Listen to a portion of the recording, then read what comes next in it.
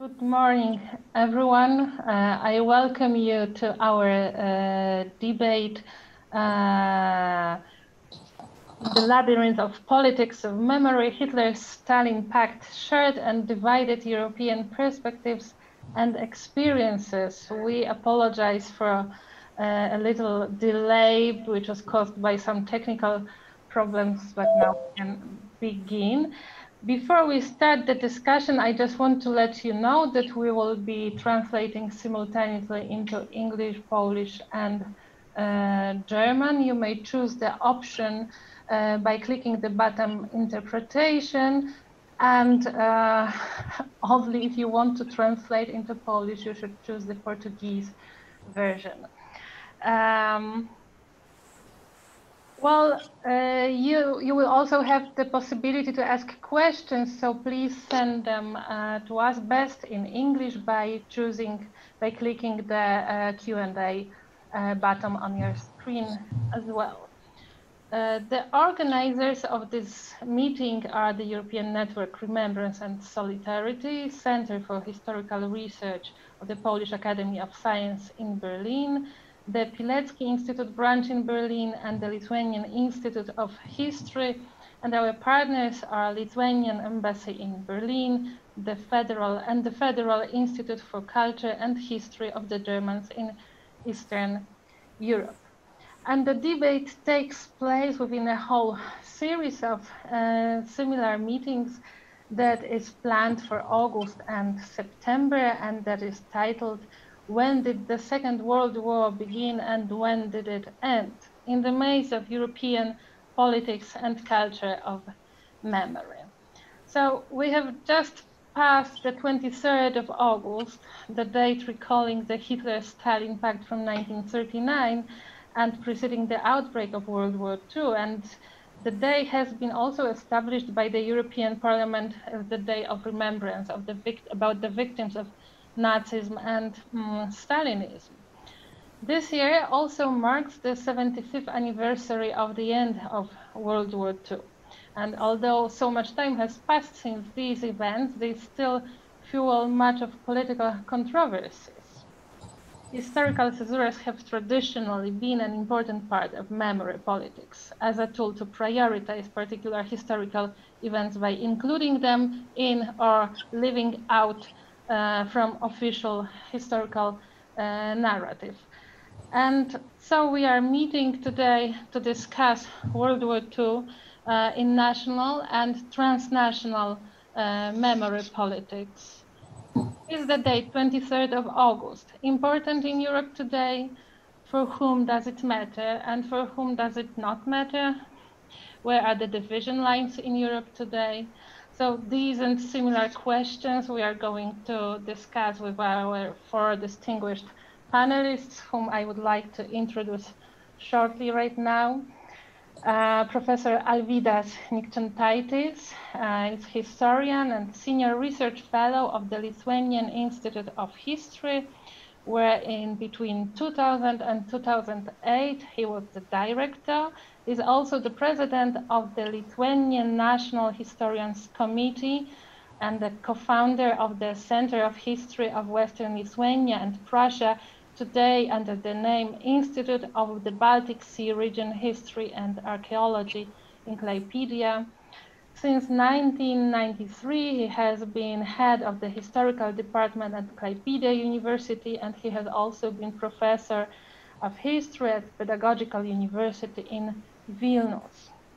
In 2009, he was decorated by the Polish president the Officer's Cross of the Order of Merit for a major contribution to Polish-Lithuanian cooperation and for propagating knowledge about the common heritage of the two nations. His research areas are the relations between the Grand Duchy of Lithuania and the Teutonic Order, the historical relations in general between Lithuania, Germany, and Poland, national myths and stereotypes, national identity, and memory cultures. And he has published several books and numerous articles in Lithuanian and German, published in Lithuania and abroad on these topics. Our second panelist is Professor Andrzej Nowak from Jagiellonian University. He is also representing the Institute of History of the Polish Academy of Science, where he is the head of the section of the history of Eastern Europe and of the empires in the 19th and 20th centuries. He is co-founder and for many years editor-in-chief of the cultural political magazine Arcana. He has published over 40 books and 200 articles on issues related to cultural and political history of Eastern Europe in the 19th and 20th centuries, on political philosophy, on international political relations, on modern mass media, and also several books on Polish-Russian relations. Currently, he is the president of the advisory board of the Center for Polish-Russian Dialogue and Understanding. He is also a member of the Council of Poland's Institute of National Remembrance. Our third panelist is Professor Aline Sierp, assistant professor in European Studies at Maastricht University. She is the co-founder and co-president of the Memory Studies Association and also of the Council of European Studies Research Network on Transnational Memory and Identity in Europe. She is also the co-editor of Worlds of Memory book series at Berghahn Books. She holds PhD in Comparative European Politics and History from University of Siena. And before joining the Maastricht University, she was a researcher at the Dachau concentration camp memorial site, where she worked, among others, on human rights education. Her research interests include collective memory after the experience of human rights violations, identity and European integration, and transnational memory. And the fourth panelist is Professor Claudia Weber from the Cultural Studies Department at the Europe Viadrina University in Frankfurt Oder. Her research concentrates on the transnational European history, history of dictatorship and violence in the 20th centuries, human rights and war crimes, wars in Cold War, comparative history of empires, migration and mobility in a comparative cultural historical perspectives, and Europeanization and concepts of Europe. Among projects she works on is the images of friends and foe in German, Polish, and Russian propaganda during World War II, and also the project on ambivalences of Europe. Her book titles are War of the Perpetrators, The Mass Killings in Katyn. I am translating the original German titles. Search for a Nation, Memory Culture in Bulgaria, and Hitler-Stalin Pact, History of the Crime of the Criminal Coalition, 1939-41. Welcome and thank you for being with us here. And we will begin the discussion. Now I will give floor to Professor Alvydas Nikčentaitis. We will begin with the focus on the regional, Central and East European perspective. So if you could please tell us a bit about how the Second World War and the Hitler-Stalin Pact are represented, discussed in the current Central and East European memory politics and memory culture. The floor is yours. So, good evening. I'd like to say a few introductory words on the importance of remembrance culture. First, remembrance cultures are often an important part of national identity because they are a part of national identities. The states are therefore feeling the obligation to defend their remembrance culture with foreign policy measures too. These conflicts arising from that can often be conflicts of remembrance culture, and they are an important part of the information wars of the 21st century. Second, remembrance cultures do not only just reflect the past, but they reflect the present.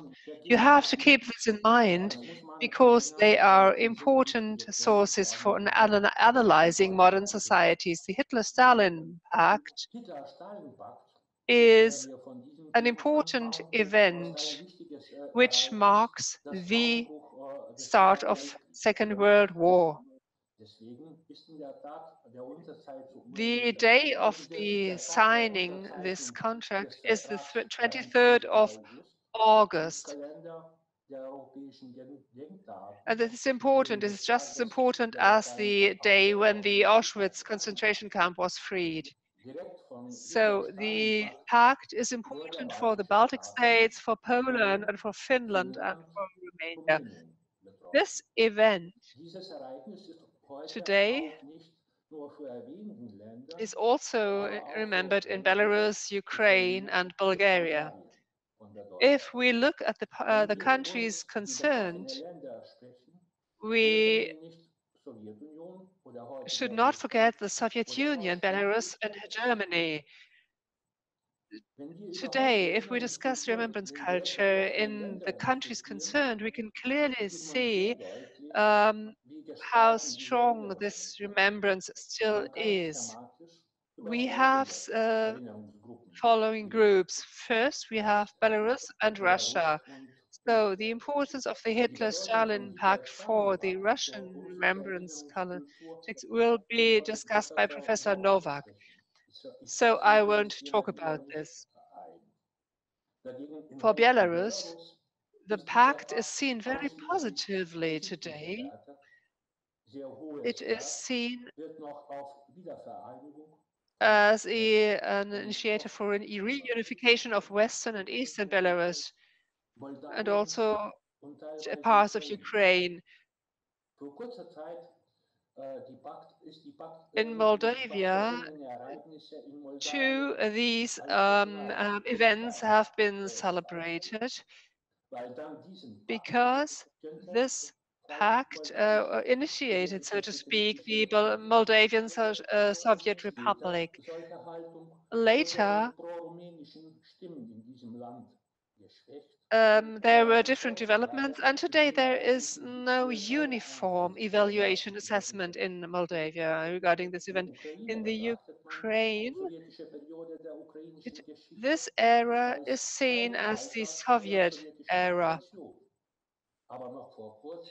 And especially when it comes to the followers of former President Yanukovych, you hear Belarus voices speaking out.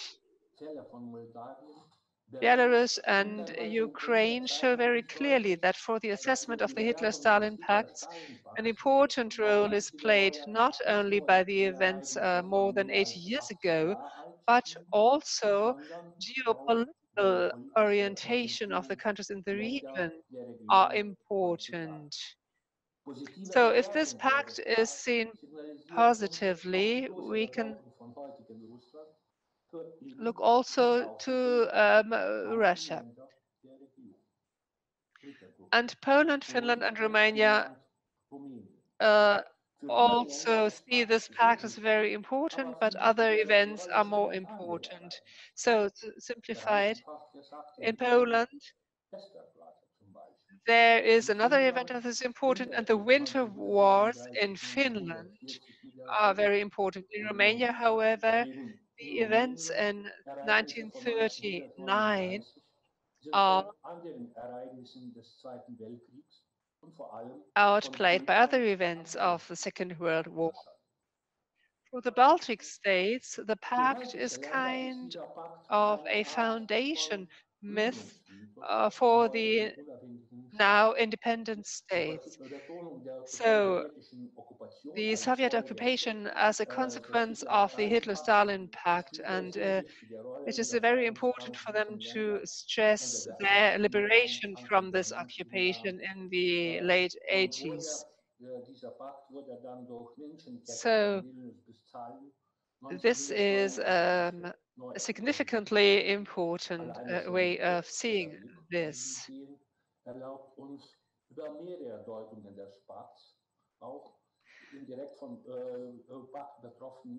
If we talk about the significance of the Hitler-Stalin Pact for the culture of remembrance, it would be wrong to take a narrow point of view. We have to look at the broader context of remembrance politics. In Poland, the following events were important: the Yalta Agreement, an uprising, the German Soviet talks, and Solidarność movements, the anti-Soviet partisan war, and the role of the Soviets in the 80s and 90s were important also for the Baltic states and the Ukraine, and are still important to this day. What is important, the Holocaust in many countries is not rejected in those countries, but it's seen as an important part of remembrance culture. In many countries, this process has not been concluded, but the integration is not yet concluded.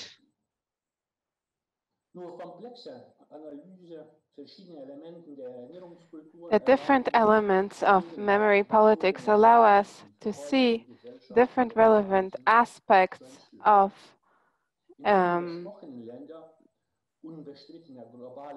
the characteristics of societies. In the case of Poland, the Hitler-Stalin Pact and the Yalta Resolution have a very important, are of a great importance, and there is a wish connected to it to have the possibility to decide upon the fate of the future. In the case of Belarus and the estimation of very important aspects of the Soviet culture, politic elites of the country require a certain stability in the directions of memory politics. The importance of the Hitler-Stalin Pact, together with all the other events that I mentioned, is not losing on importance, and it requires a lot of attention from us now. Thank you so much.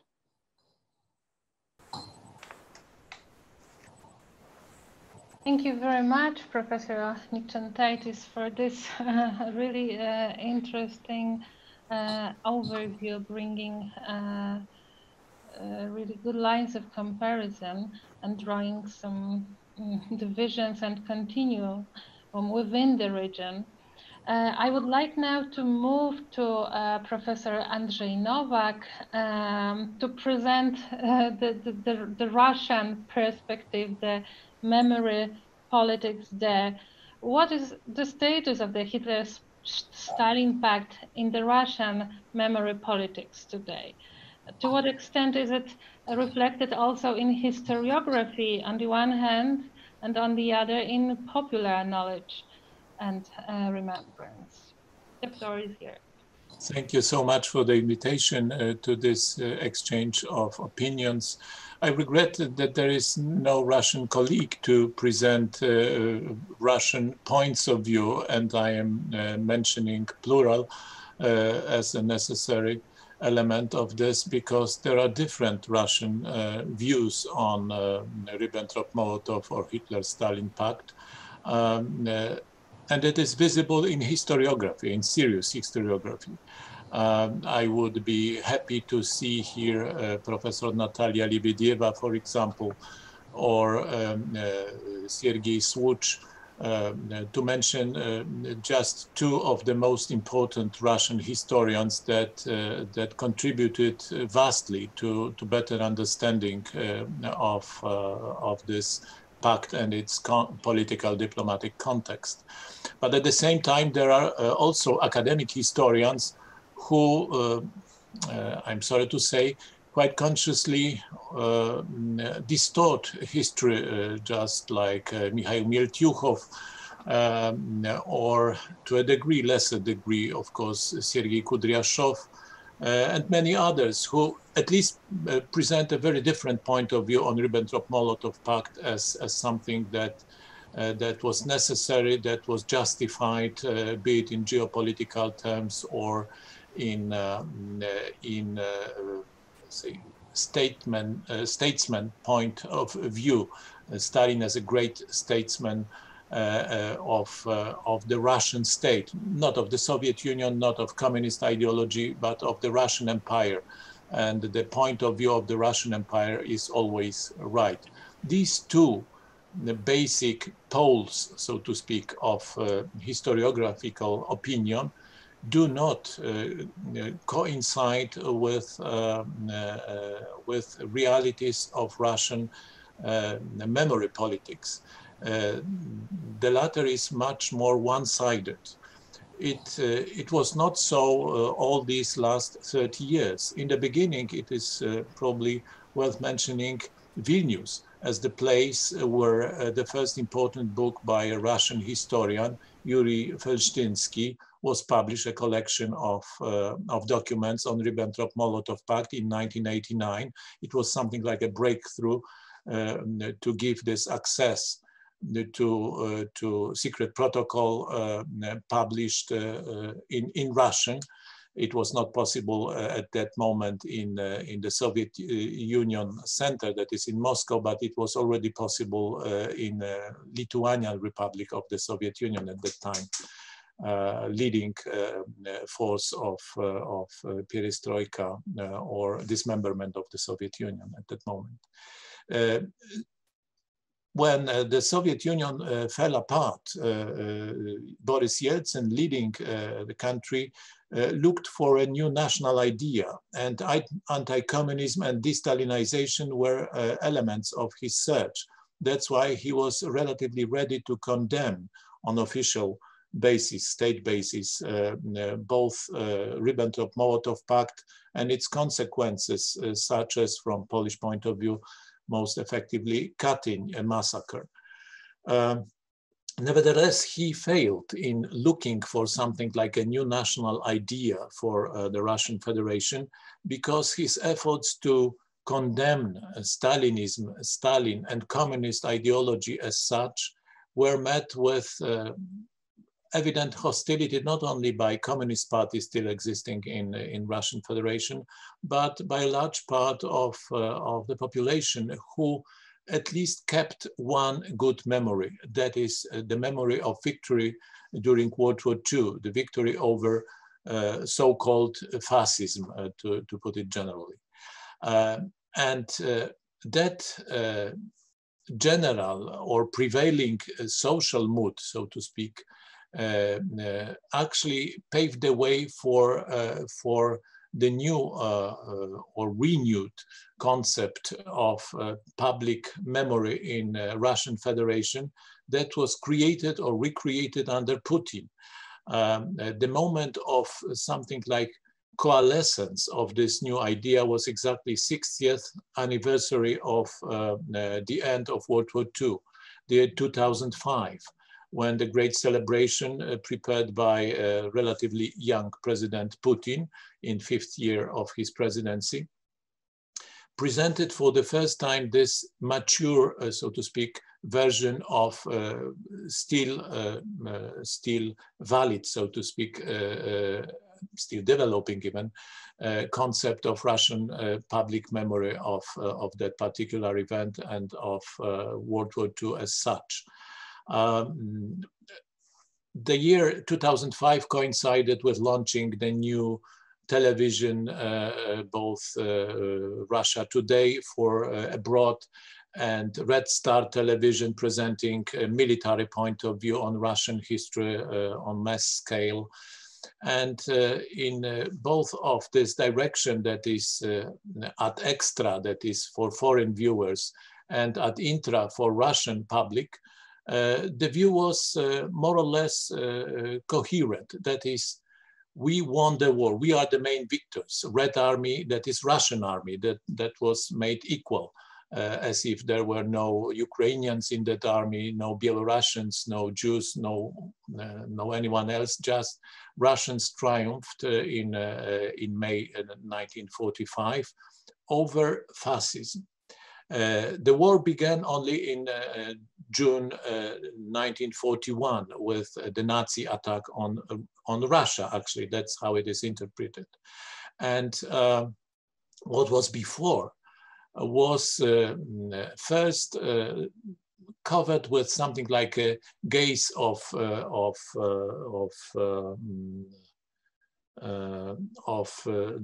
difficulties, nuances that better we should not discuss.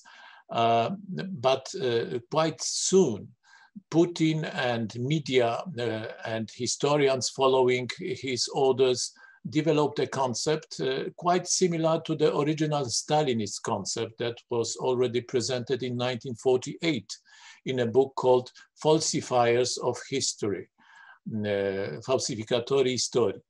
And exactly in that direction, Putin led, so to speak, public memory of Ribbentrop-Molotov Pact.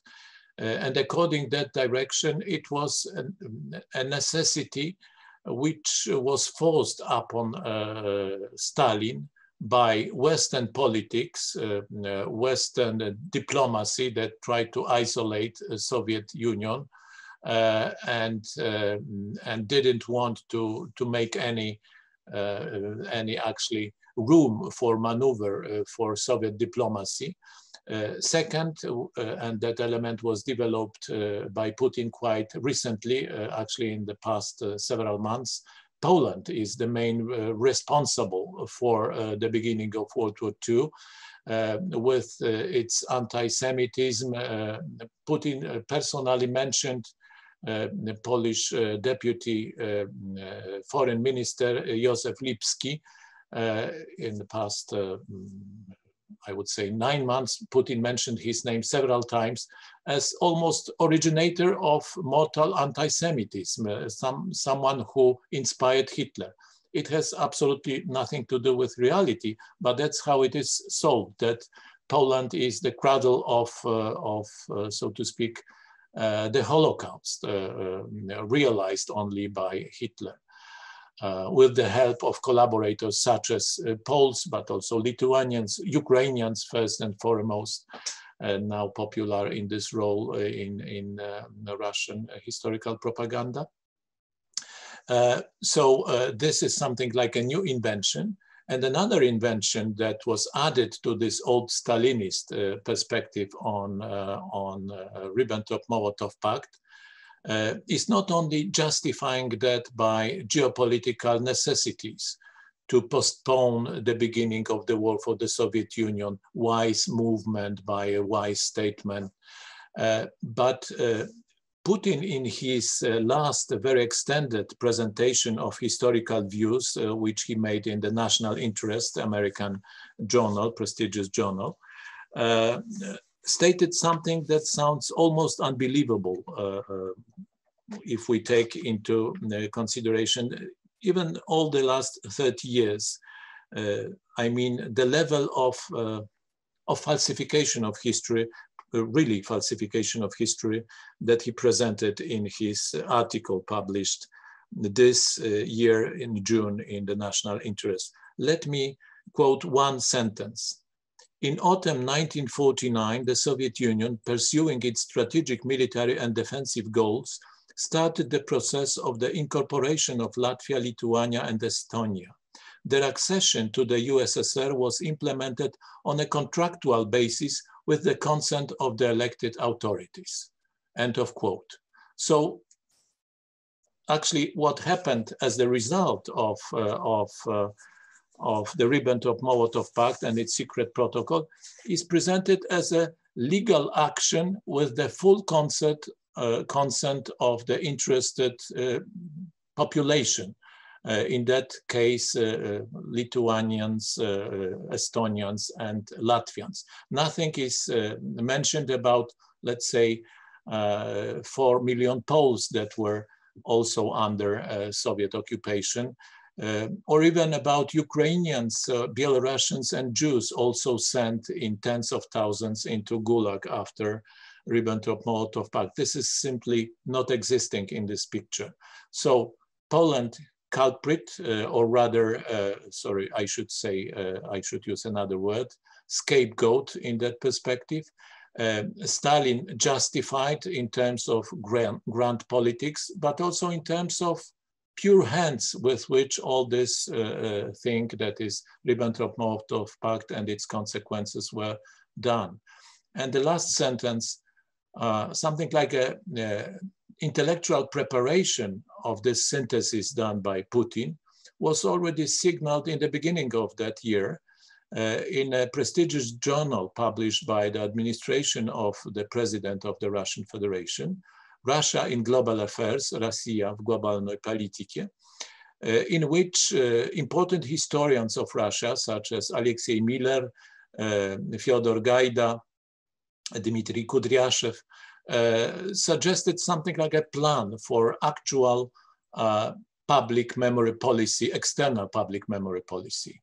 And they state openly, we should appeal to our natural allies, that is to Israel on the right side, but also to leftist and communist parties in Europe, especially in Southern Europe, that would defend our good name that was tarnished, that was attacked by the resolution of the European Parliament in September 2019.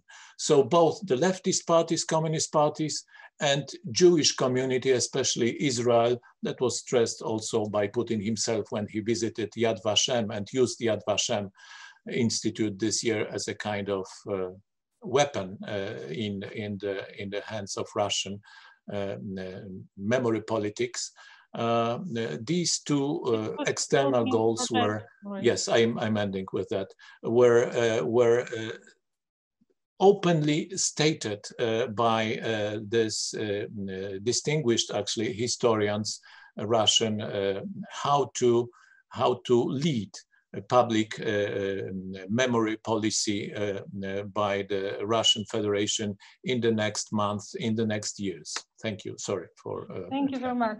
So we are discussing here, so to say, subjective politics of memories represented by various countries and politicians. And you told us about how this Russian politics and this Russian political line, the view on history of World War II has developed from like responding to the social needs to commemorate this victorious great patriotic war, but how actually this politics went much farther in the recent months towards real historical revisionism. And there will be always some thin line between these politics, memory politics, that responds to social needs and that crosses the line towards and goes to real revisionism. In traveling between these regions and countries, I would like now to move to Western Europe, of course, using very simplified labels for that, but it is also interesting and compare these perspectives.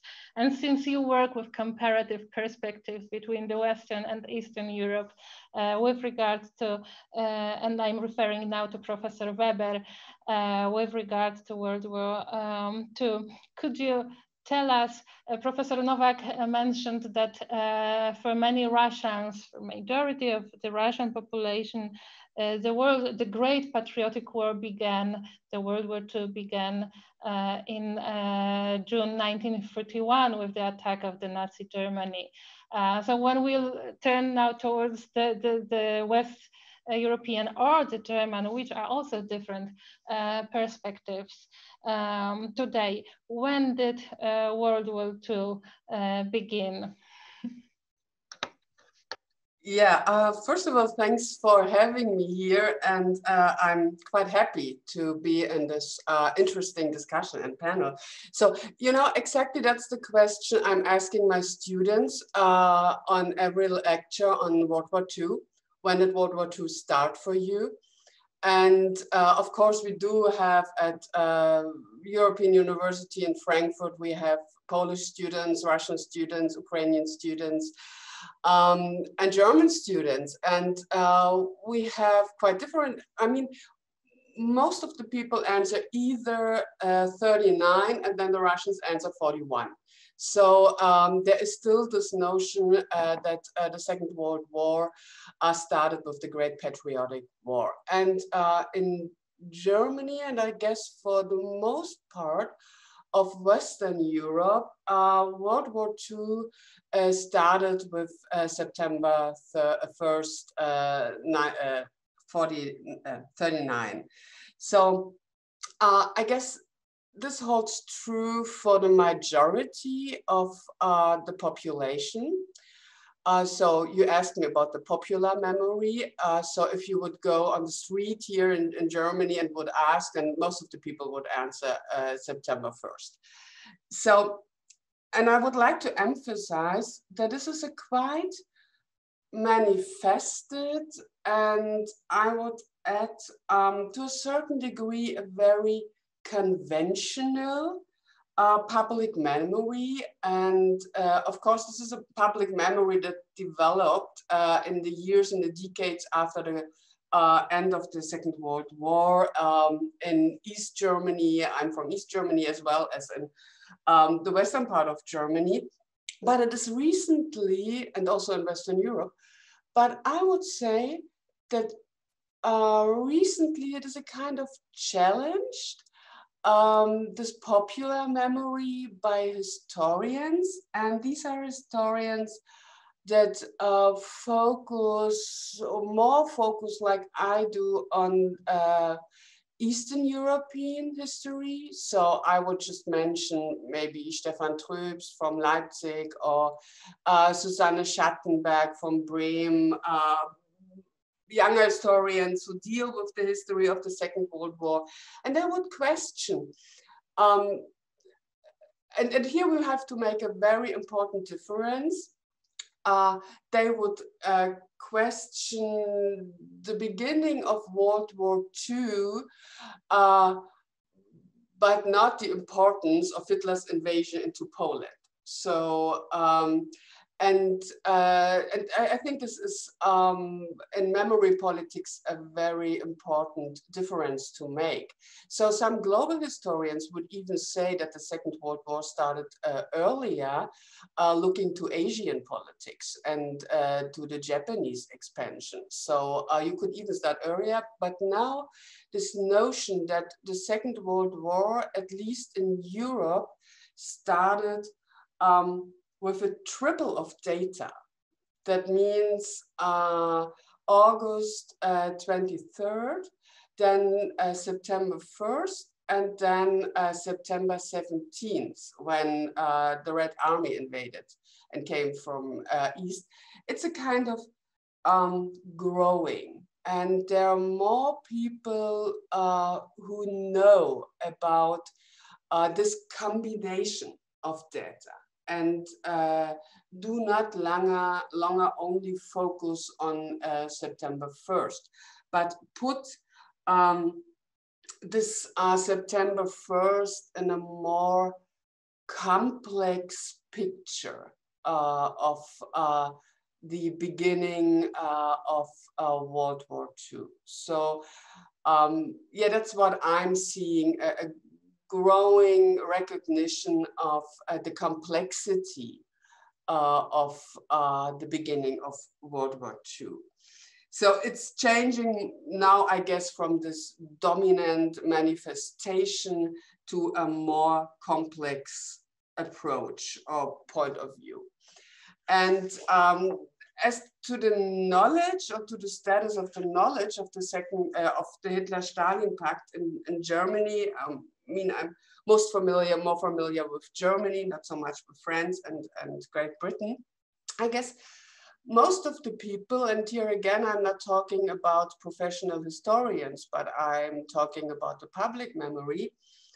Most people know about, of course, the fact, and they know about the Hitler-Stalin Pact, the historical existence of the pact, and they know from the newspapers, they know, of course, those iconic photographs from the Kremlin from this August night, and most of the photographs were, by the way, taken by Hitler's favorite photographer who went with Ribbentrop to Moscow.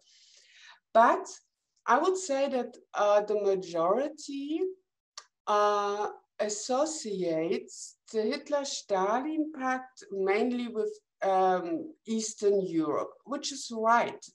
This is right to a certain degree. And they know, and this is also growing knowledge, I guess, and they associate the Hitler-Stalin Pact with the Soviet occupation of Poland and, of course, of the Baltic states. And they know that Hitler and Stalin kind of worked together, but not, I would say that this knowledge, as far as I get the information from when I'm reading from my book and talking to people, they know that something happened, but they're not so much into the facts. And because it was, maybe we can discuss about this argument, that the details and the practice, the day-to-day routine and practice of the Hitler-Stalin Pact in Poland, for instance, is not very known.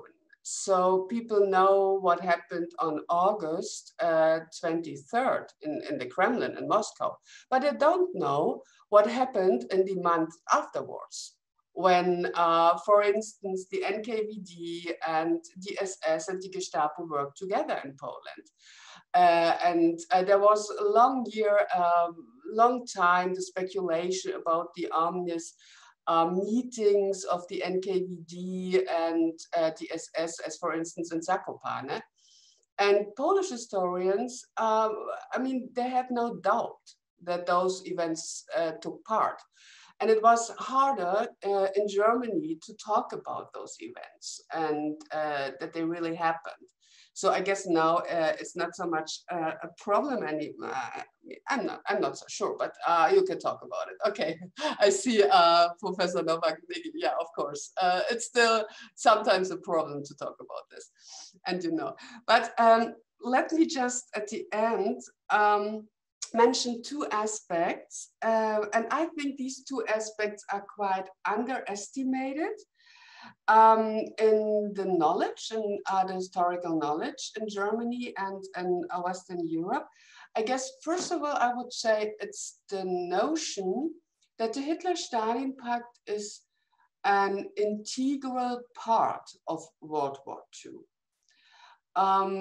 So usually we tend to look from the Western perspective on the Hitler-Stalin Pact as something like a prelude to the war, something that is not already World War II, because World War II is when the Soviet Union and the Third Reich were enemies. And to accept that the first 2 years of World War II, they were allies and they acted as allies, not only for a moment, but for the first 2 years of the war. I think it's a notion that is underestimated. For me, the Hitler-Stalin Pact is no prelude to the Second World War. It is the Second World War. And so we have two parts of the Second World War. And the second notion, I would say that it's still the notion that the pact only influenced Eastern Europe. So this is something East Europeans have to deal with. This is their historical memory, which of course to a certain degree, again, is right.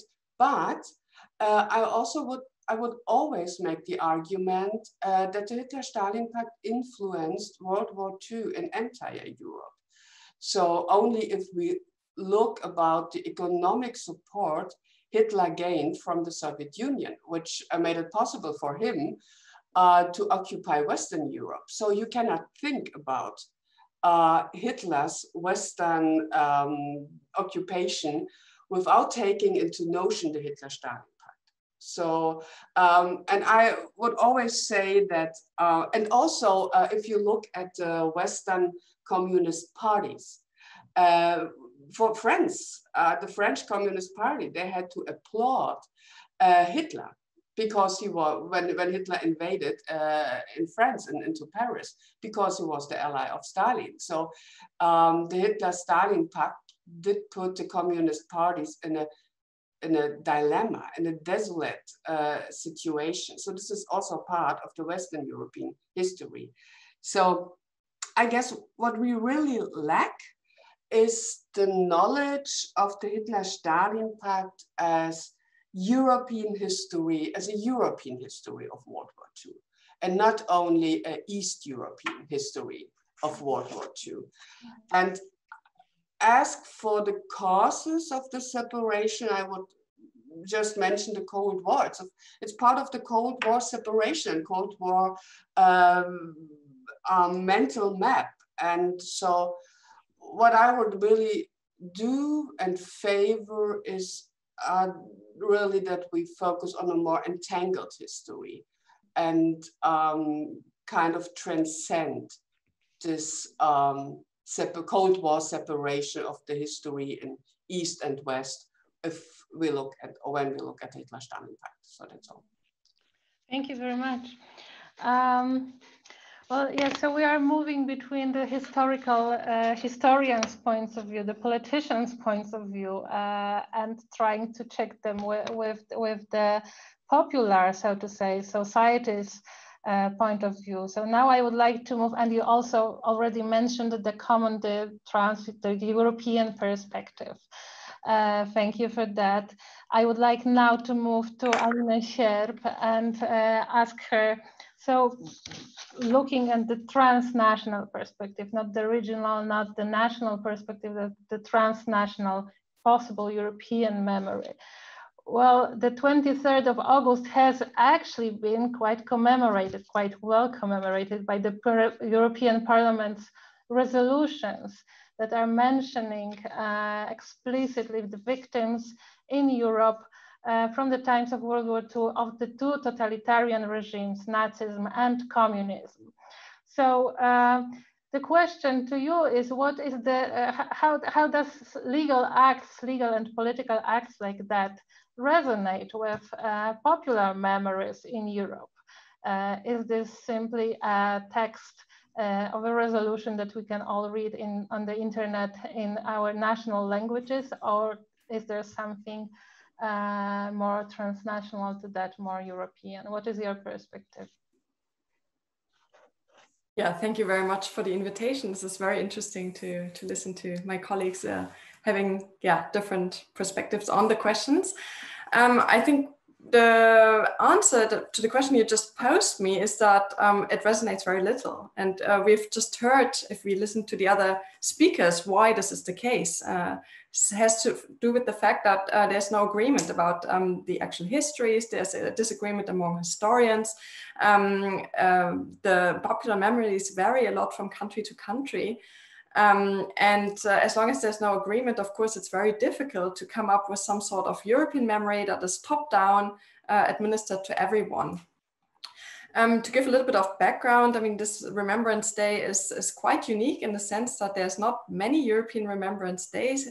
We have the Holocaust Remembrance Day, of course, which resonates a little bit more, I would argue. Most people you ask know what happened on the 27th of January, or at least more people know than if you ask them what happened on the 23rd of August.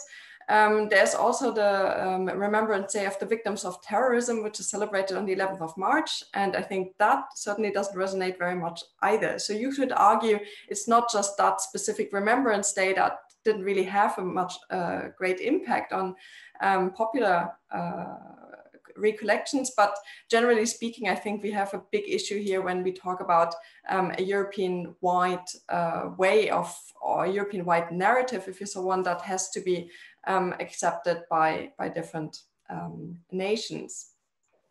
Interestingly now, though, if we look at the different levels, we talked about historians, we are now talking about politicians and institutions, and then normal citizens, is that this Remembrance Day has a history. It was called Black Ribbon Day. I think one of you mentioned that. And it was used before the wall came down in Western Europe by activists to make visible human rights violations in the former Soviet Union. And maybe some of you remember this human chain, this long human chain that was created in 1989, so shortly before the wall came down across the Baltic states, and that happened on the 23rd of August. So this day has been there for longer than when it was proclaimed a European Remembrance Day in 2009. However, if you do ask people, and I do that with my students, but I do that every time I give a presentation on this topic, if they know what the 23rd of August is about, they just don't know. So evidently, this has not trickled down into popular memories and popular recognition. So what we have to keep though in mind if we discuss if this is relevant or not, if we have a problem here or not, is that there's a little bit more to it than just the effectiveness of these Remembrance Days. Of course, I think generally speaking, ideally Remembrance Days have creations that are created after the pressures from above and below. If it only goes from one side, it doesn't work very much. So for example, Remembrance Days that are created top down and are often not being accepted by the population. We have a little bit the situation that we have now with the 23rd of August. If something is created bottom up and it's not being taken up by institutions, they often disappear very quickly. So ideally you have some kind of interaction there. So bottom up and top down. However, I think when we talk specifically about this Remembrance Day, we do have to keep something else in mind, which is the kind of symbolic element that is connected to it. So regardless if there's popular recognition of this or not, I think the fact that a Remembrance Day on the European Union level was created that is clearly recognizing the history connected to the Molotov-Ribbentrop Pact had a really important, sent a very important symbolic message. And this important message was basically the recognition of the histories of Central and Eastern Europe. And I would go further and say it's the recognition of Central and Eastern European member states as full member states of the European Union. I think this is what is really behind this European Remembrance Day. So it was less the attempt to create awareness in the wider European population, but rather the attempt to properly integrate another history and to provide a second narrative to the very dominant Holocaust narrative upon which the Western European memory politics has been built. And I think that is really the important element here, and that should not be forgotten when we discuss this particular Remembrance Day. Thank you very much, Aline, which also shows how important history is today in politics. Yeah, so history is like a commemoration day, is part of recognition of the member states today. When we now try to look a bit pragmatically at European memory and national memories and the memory politics, so there is, so to say, a market of various possible memories to integrate and historical narratives to integrate Europeans or not. So do you think that the narrative, the symbolical narrative around the 23rd of August is attractive for all Europeans today? What other competitive narratives are there, or maybe not? And this is a question to all of you now.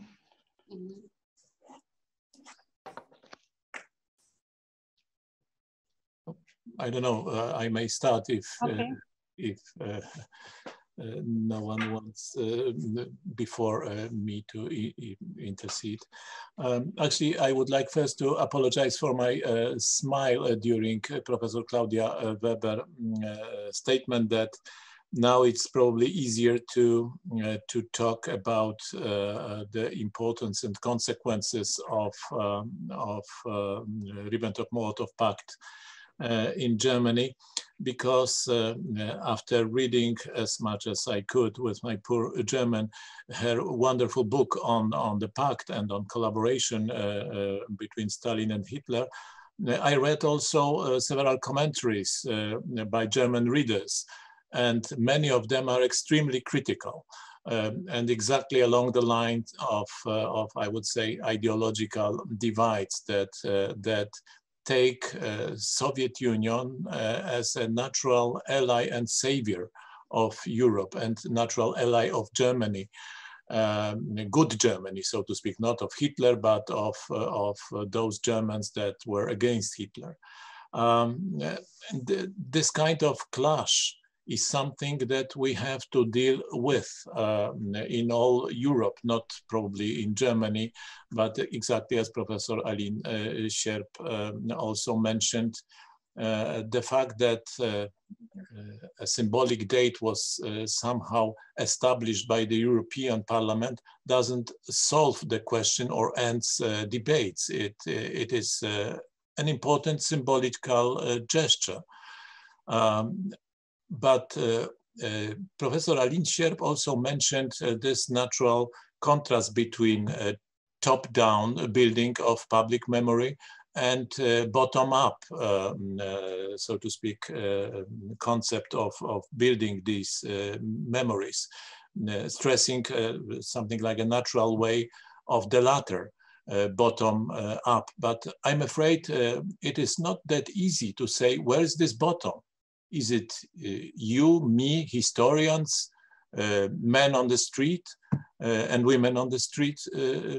I'm afraid it's more complicated. This bottom is powerful media that are not always in creators of opinion, that they are not always in the hands of the state as openly as it is in Russian Federation, for example. And they had their own, I would say, public memory policy, sometimes much more influential than anything European Parliament or German government or Belgian government or Polish government would intend to do.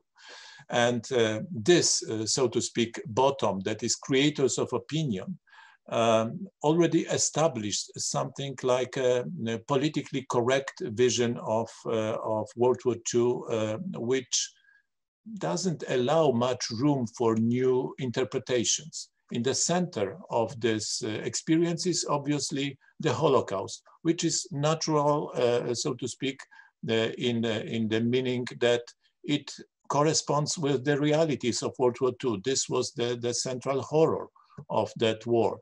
And every historian, every good historian decent historian of World War II would agree with that.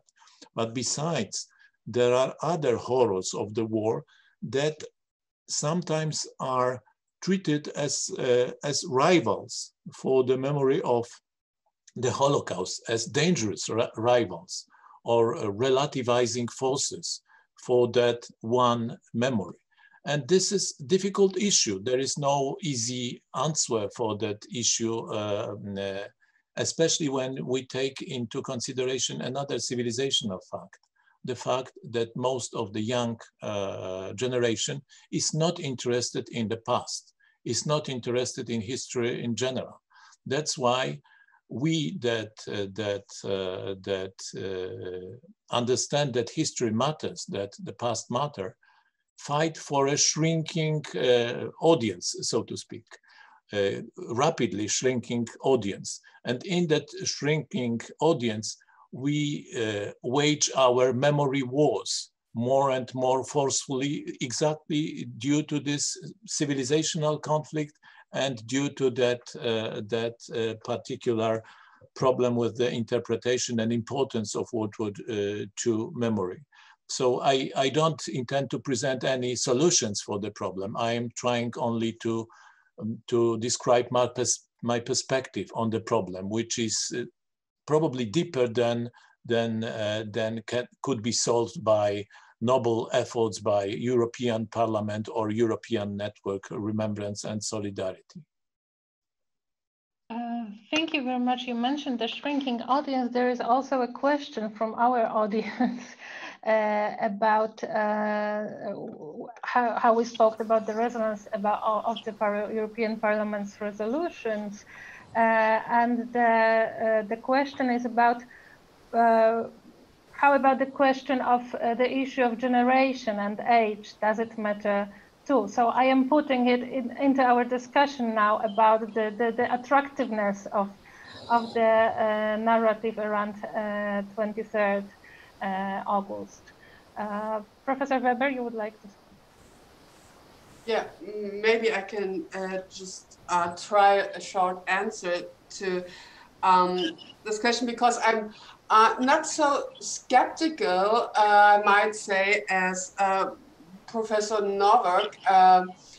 Of course, you're totally right with the shrinking audience. But what I see in my classes and seminars is, and maybe I might put this a little bit more provocative, that my students are kind of bored with the old histories, so to put it very simple.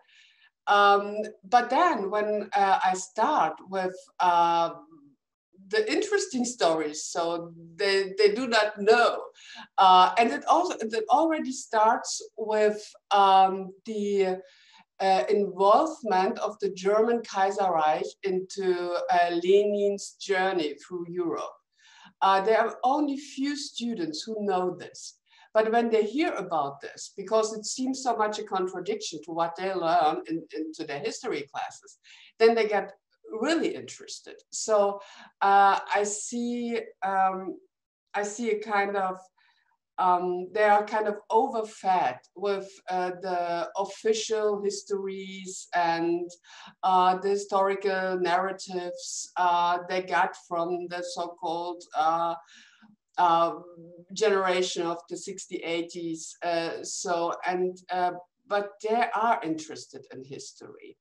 And you just have to put other questions and to challenge the conventional wisdom.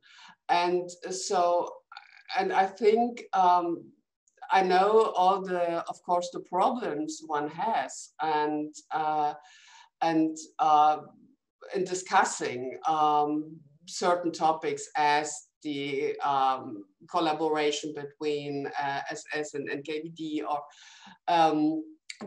especially the politics in the 30s, for instance, the German-French agreements and all the stuff. But still, now at least we can publish about it. And that's a kind of development. But you're right, there's still a lot of problems. Mm-hmm. Thank you. And Alina? Yeah, I think I would agree with what the member from the audience said, that if it resonates or not depends indeed a lot on generational questions, but also on location. We've heard a little bit before, but generally speaking, I think the question if this is being taken up by the population depends, of course, also a lot on national politics. And the Molotov-Ribbentrop Pact has had very different effects in different countries, and therefore is also being discussed politically differently in different countries. And again, we had the overview earlier on. What is often forgotten is the competing narratives, potentially competing narratives.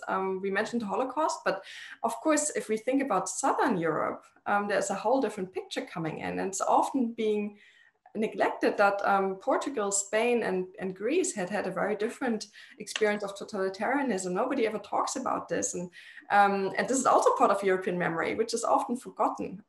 So if something is being elevated to some sort of public memory or not often depends also on political activism, and that certainly has been much stronger in certain parts of Europe than in others. Mm-hmm. Another member from the audience mentioned, what about the annexation of Czechoslovakia, which was not brought up here, of course. Yes, another caesura to consider too. Professor Nikčantaitė, in your overview, you used the two dates, the 27th of January, the liberation of Auschwitz, and the 23rd of August. So we are still using here the binary, the Holocaust memory versus the Gulag memory. So do you think this is still a valid division of European memories today, or there is something new coming on that we have not yet discussed here?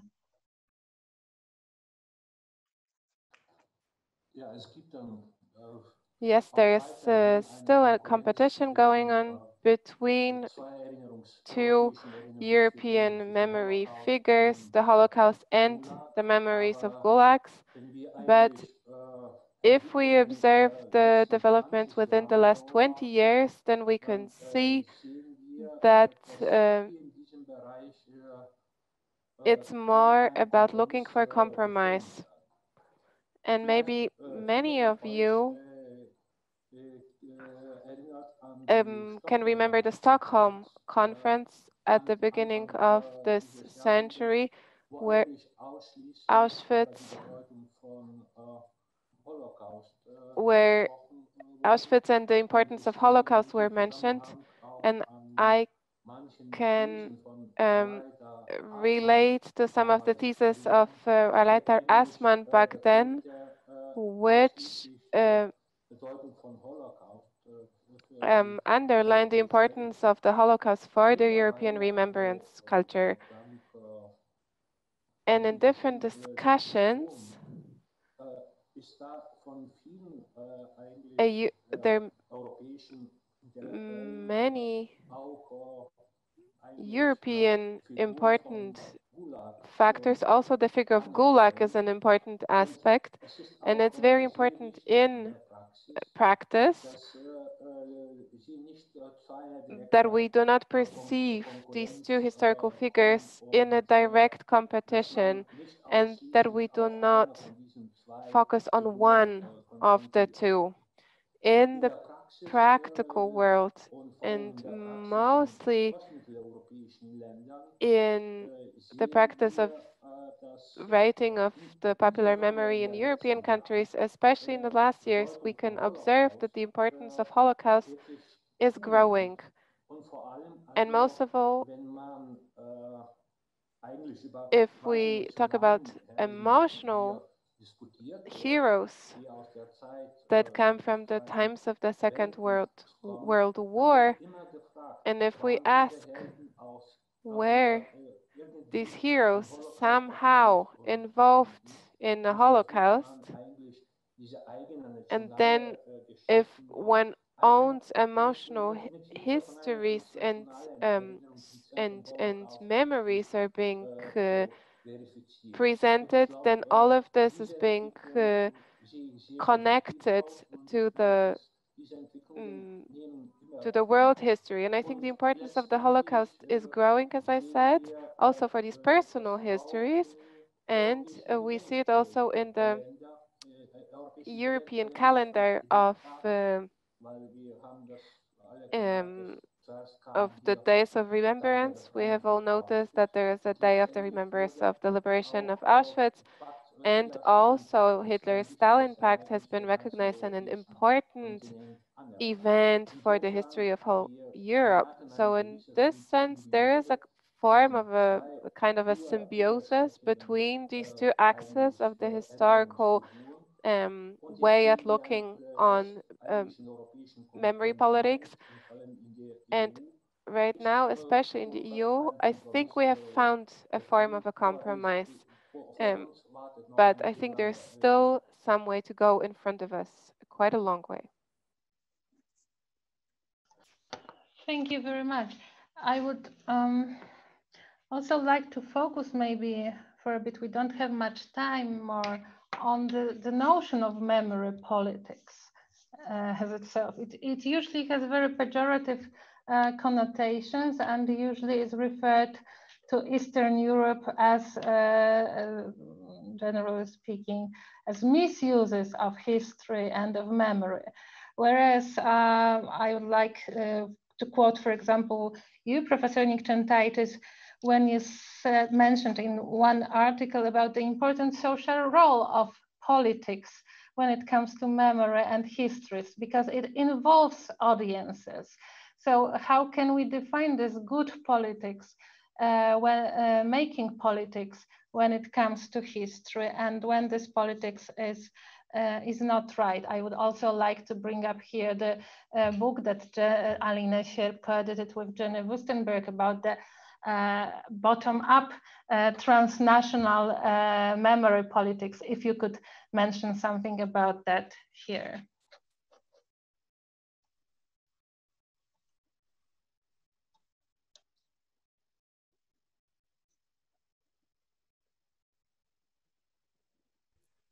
So this is to me, I understand. Well, I think the important social role indeed is because there's a degree of, there's a dialogical element in it. And I think memory politics should be that. So if we ask what good memory politics is about and how things could evolve positively, we've just talked about the difficulties of this Remembrance Day, then I think if we talk about the possibility of creating a dialogue or arena for dialogue, then we're going into the right direction. This is very normative, I know, but if we look at the involvement of memory activists, the involvement of citizens generally speaking, the fact that simply top-down policies do not necessarily work, then I think where we have to go is indeed this this possibility of exchanging memories. Since when we come back to that specific Remembrance Day, there's disagreement about the different histories, the different memories about it.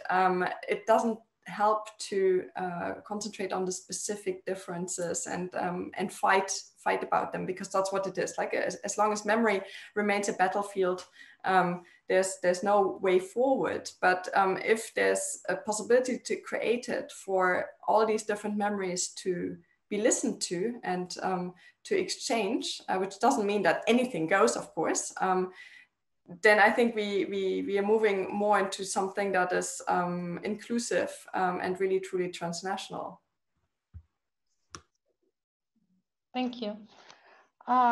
So we are actually approaching the end of our discussion, but I would like to use this opportunity to, like in a political debate, to give each of our panelists 1 minute for a summary in form of naming the priorities for European memory for the next 5 years. If you would have to name 1, 2, or maybe even 3 priorities for the next years, within 1 or 2 minutes, what would that be? And who of you would like to start?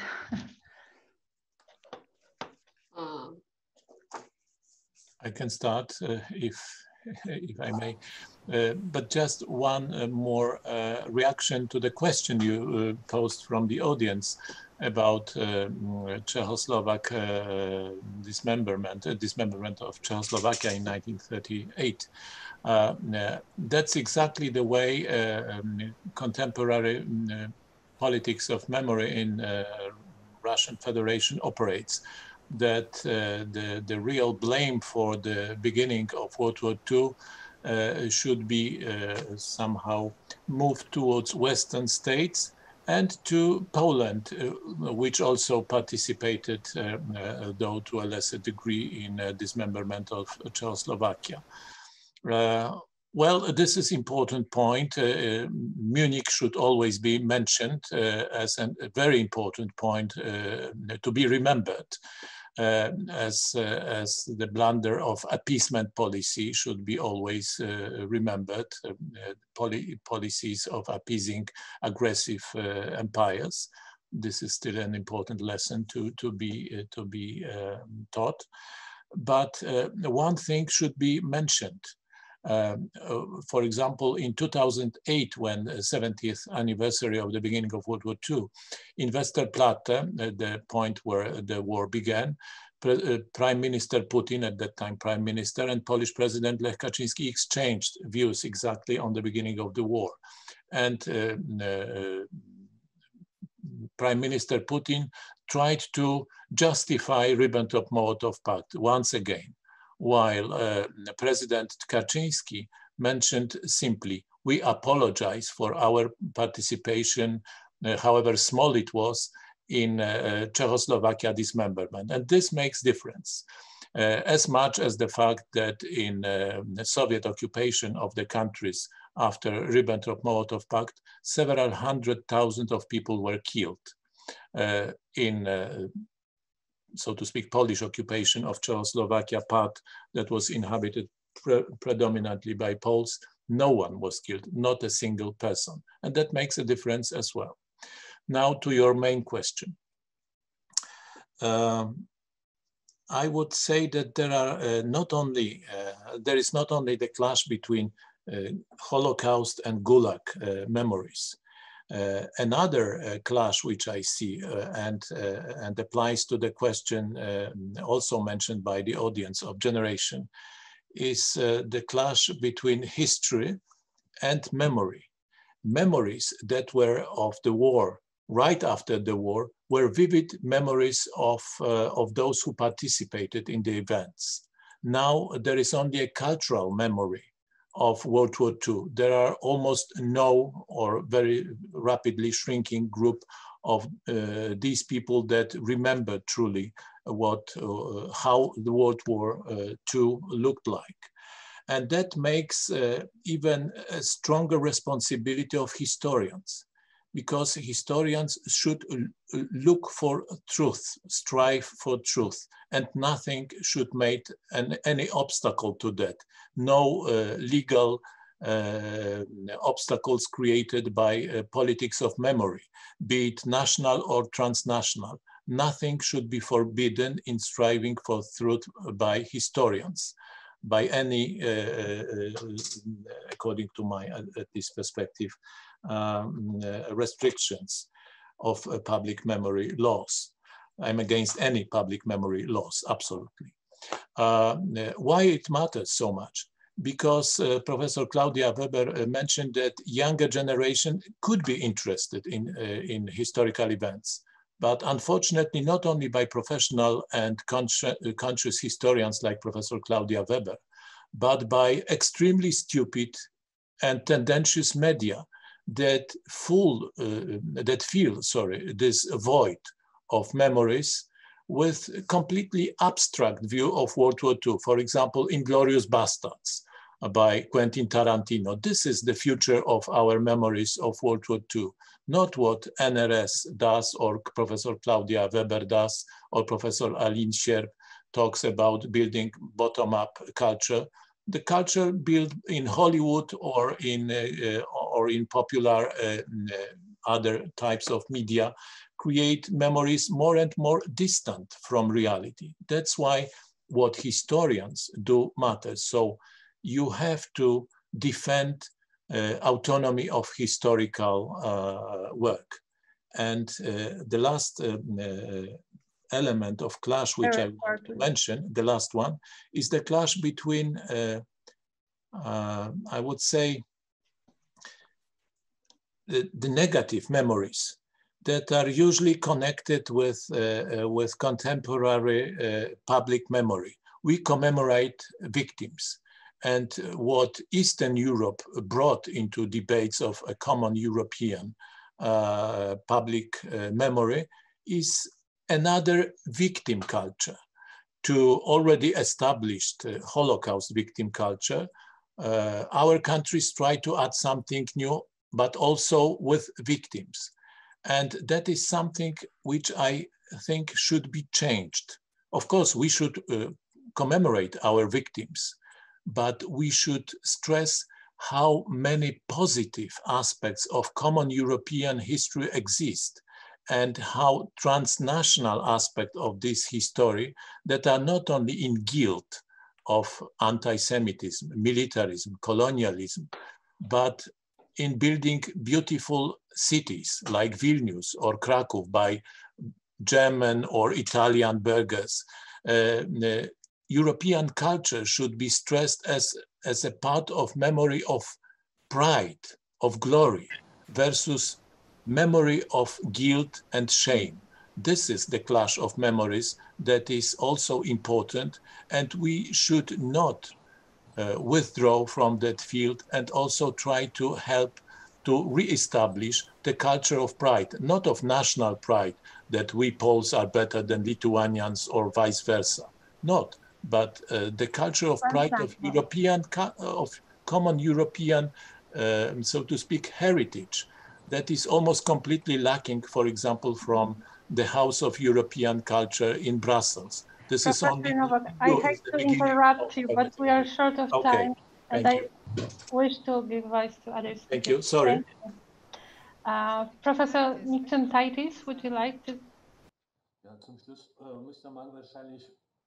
So I'd like to say a few words on the future of remembrance, and especially when we're talking about events like the Hitler-Stalin Pact and events of the Second World War. I also see a huge conflict between historical knowledge and culture of remembrance, which becomes more and more historical politics. And when we look at the remembrance cultures of the last decades, my optimism is not as great anymore. Dialogue has not been helpful because we've seen many states defending their position very aggressively. We've seen cases in Russia where citizens making statements with historically correct facts were threatened and sanctioned. So, to discuss this is important between historians and partners, but we have to remain realistic. Experts cannot decide everything, and the future of remembrance does not lie in the hands of historians. Thank you very much. Professor Weber. Yeah, maybe I can just answer this in German now. Yeah. I'd like to speak in German because this is so important to me that I'd like to speak in a more precise way in my mother tongue. I think, and here I agree with the previous speakers, I also see the clash between politics and memory and history. And the longer I think about this, I come to the conclusion that has also been said that we as historians, when it comes to memory politics and memory and remembrance, we cannot do much with this. There's a clash. It's not such an important subject to us. Remembrance, memory is always trying to create identities, to find an anchor for facts collectively and in time. It's about anchoring events in time. And history always likes to chase us from this paradise of remembrance, because history is nothing less than controversial. It's ambivalent. In history, there is not heroes, pure heroes, as in Hollywood. And if we look at the history of the Second World War, there are collaborators, and someone might have been a collaborator in the morning, and in the afternoon they were a resistance fighter, they were a hero.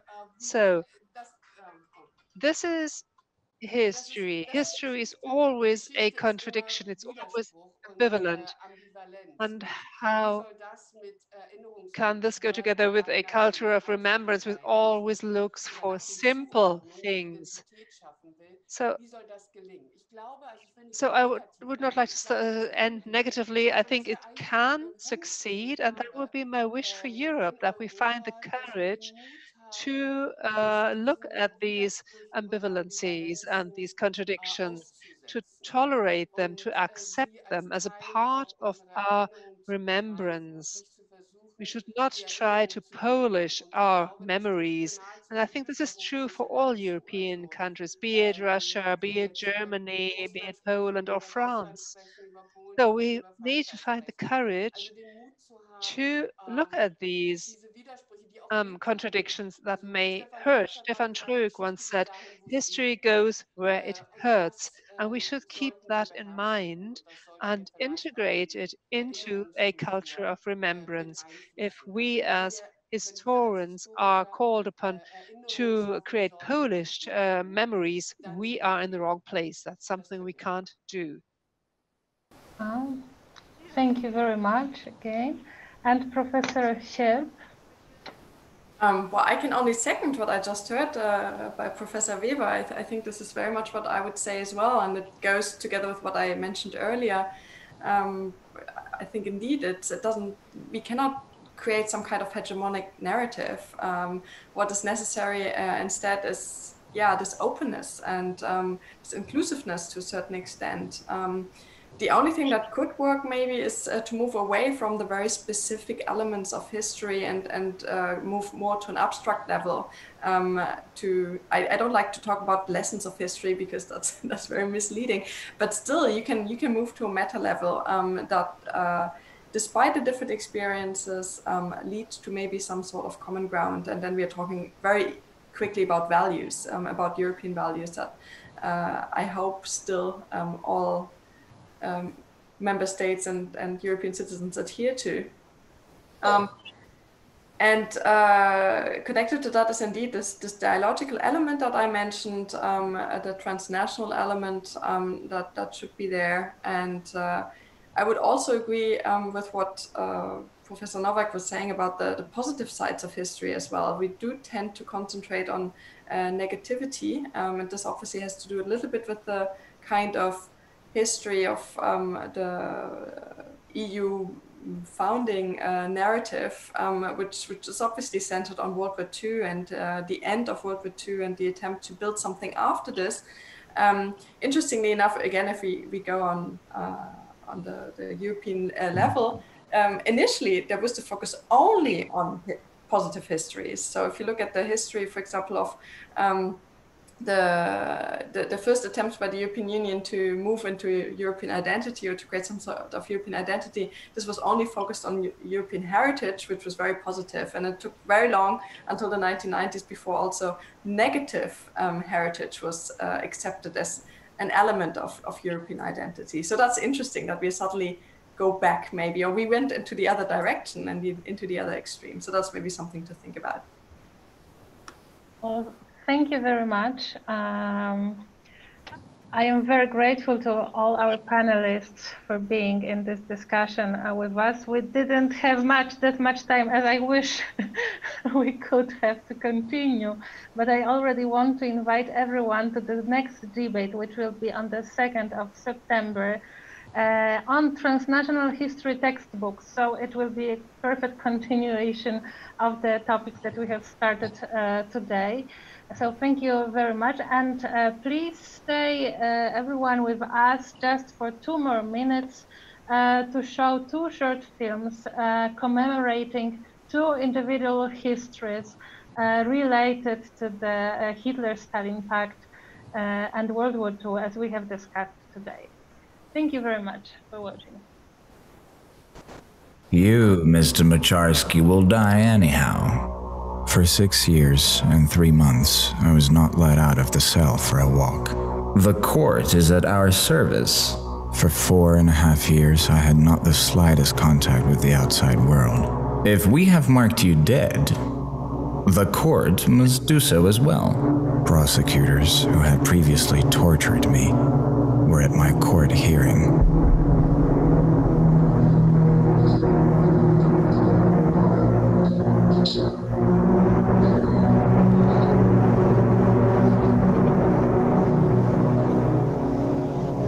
Whether you're guilty or not. Kazimierz Moczarski, an officer of the Polish resistance, survived a horrific investigation and 11 years of a communist prison. Sentenced to death for 255 days, imprisoned in the same cell with the butcher of the Warsaw Ghetto, SS General Jürgen Stroop. He was acquitted and rehabilitated in 1956. His book, Conversations with an Executioner, has entered the canon of modern world literature. Remember him.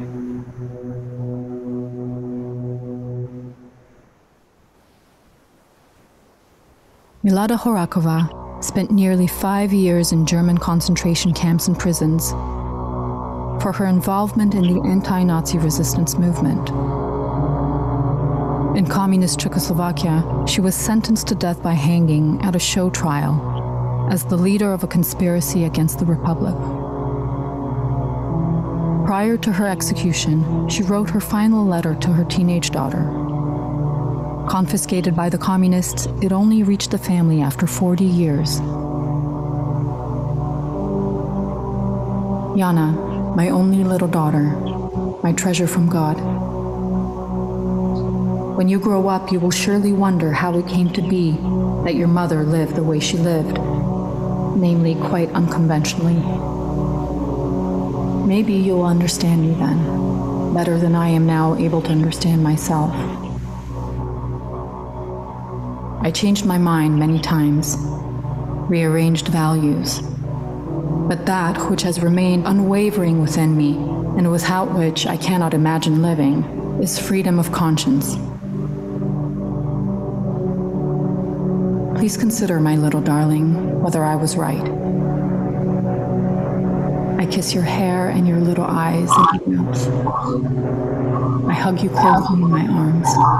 I did not do this enough when I could. I will always be with you. Remember me.